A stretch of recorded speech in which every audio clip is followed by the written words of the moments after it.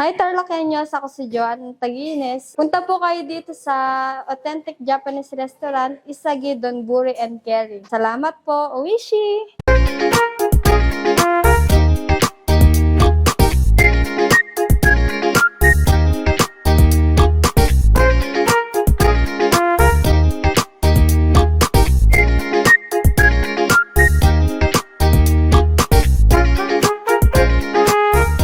What's up, Tarlakenyos? It's me again, Alvin Botis of Explore Interlac. For today's vlog, guys, naimbitahan tayo ng Isagi, Donburi, and Curry. Later, papakita ko sa inyo kung ano ba yung mga foods and drinks na ino-offer nila dito. Location niya, guys, dito sa may B Plaza, sa may Jetta Road. For sure, alam na alam nyo to, guys, halos lahat ng mga businesses nagsisibukasan na dito sa may Jetta Road. So, guys, bago tayo pumasok dito sa Isagi, Donburi, and Curry, check muna natin yung nasa menu nila. So, ito.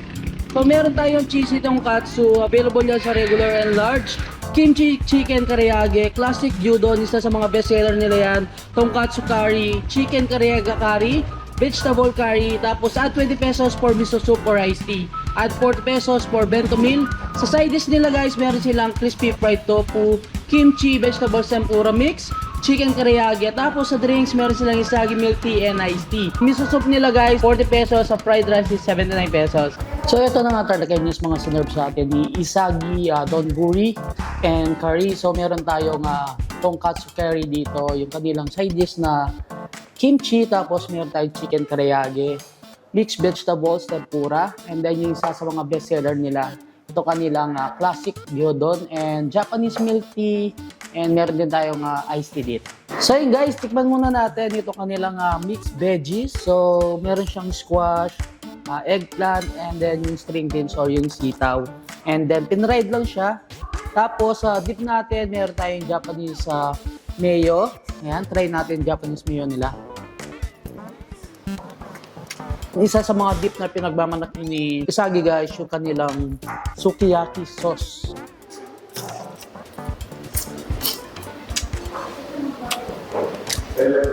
Mostly naman ito yung dip ni Isagi, guys, sa mga Japanese restaurant na pinupuntahan natin.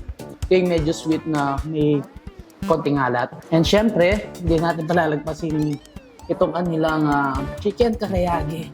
So, same lang din. Meron tayong dalawang dip yung Japanese mayo and then sukiyaki sauce. Mas prefer ko siyang i-dip sa Japanese mayo. Yung chicken teriyaki nila dito, guys, may crunch yung balat and napaka-juicy sa loob. Next natin titikman ito kanilang tonkatsu curry. So, meron naman din silang ino-offer na ibang curry dito. Yung mga binanggit natin kanina yung nasa menu nila. Tikman natin. Siyempre, lagyan natin yung kanilang curry sauce.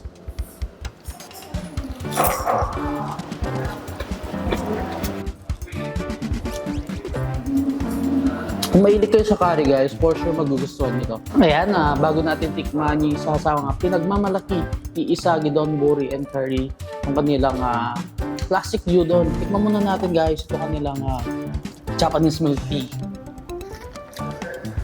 75 pesos lang, and sarap siya i-partner dito sa mga foods ni Isagi.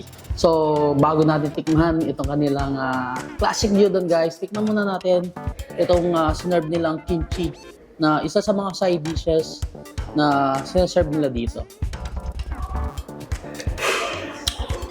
Actually, ganitong kimchi yung gusto ko. Yung talagang may sipa nung pagka-spicy niya. Mas ginagana akong kumain kapag ganito yung kimchi. So, ito na nga talaga nyo. Titikman na natin isa sa pinagmamalaki ni Isagi. Ito kanilang classic gyudon. So, beef yung niya, yung meat niya nasa top. So, kailangan nyo lang haluin. And then, kuha tayo. Naku po, sigurado mapaparaming kaya natin dito. Isa sa favorite na ino-order ko talaga sa mga Japanese restaurant. Itong kanilang gyudon.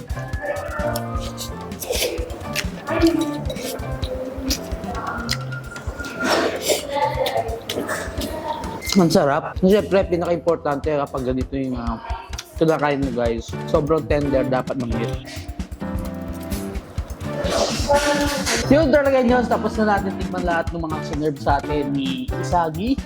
Mga Donburi and of course yung mga curry nila. And meron siya ng side dishes. And tikman nyo guys, yung Japanese milk tea nila, napakasarap.